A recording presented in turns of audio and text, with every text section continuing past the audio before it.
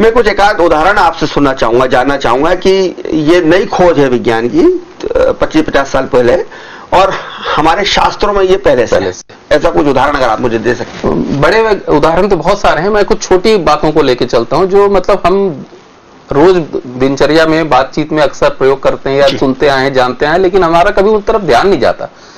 जैसे अभी हमको आधुनिक विज्ञान से पता चला कि साहब हमारा ब्रह्मांड जो है वो एक्सपेंडिंग है, और उस एक जो इमेज बनी है उससे हमको ये पता चला कि ये रॉबिन पक्षी के चित्तीदार अंडे जैसा दिखाई देता है। लेकिन अगर आप ध्यान देखें, हमारे यहाँ यूनिवर्स के लिए जो शब्द प्रयोग किया गया है वो ब्रह्मांड शब्द का प्रयोग किया गया। ब्रह्म संस्कृत शब्द है जिसका मतलब ही होता है एक्सपेंडिंग, फैलता हुआ, और अंडाकार मतलब ऋषियों को मालूम था कि ब्रह्मांड एक्सपैंड हो रहा है और अंडाकार है, जो अभी विज्ञान को पता चला। फिर इसके बाद बहुत सारे शब्द ऐसे हैं, जैसे अगर हम देखें हमारे सोलर सिस्टम में ऋषियों ने जो सबसे बड़ा ग्रह है उसके लिए गुरु शब्द का प्रयोग किया। उनको ऋषियों को इसका मतलब मालूम था कि गुरु का अर्थ ही होता है बड़ा। इसका अर्थ है कि ऋषियों को मालूम था कि ये सबसे बड़ा प्लेनेट है।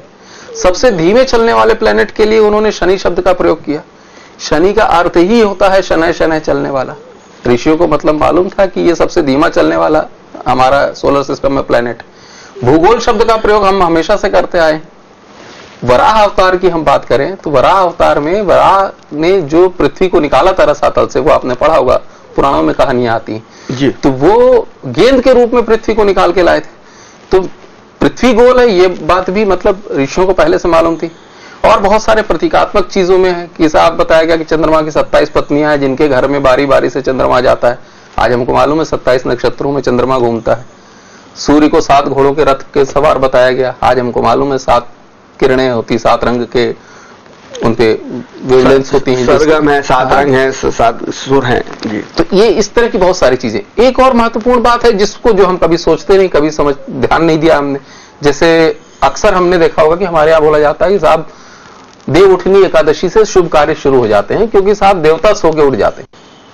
फिर प्रश्न ये आता है कि साहब सोते कब है, तो देव शयनी एकादशी उसके लगभग 4 महीने पहले मनाई जाती है।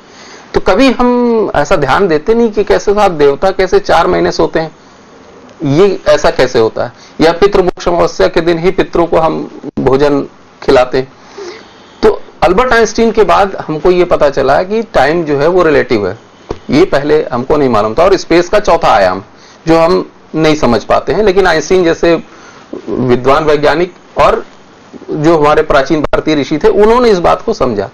तो उन्होंने बताया कि समय सापेक्ष होता है और सबके लिए अलग अलग होता है, हम सबका एक जैसा समय नहीं हो सकता। तो वो हमारे यहाँ जो वर्णन है उसमें ये बताया गया कि साहब हम सामान्य मनुष्यों का जो 1 वर्ष होता है वो देवी देवताओं के 1 दिन के बराबर होता है। तो उस हिसाब से जैसा हम 1/3 सोते हैं, 2/3 जगते हैं, उस हिसाब से वो 1/3 मतलब 4 महीने सोते हैं, 8 महीना जगते हैं।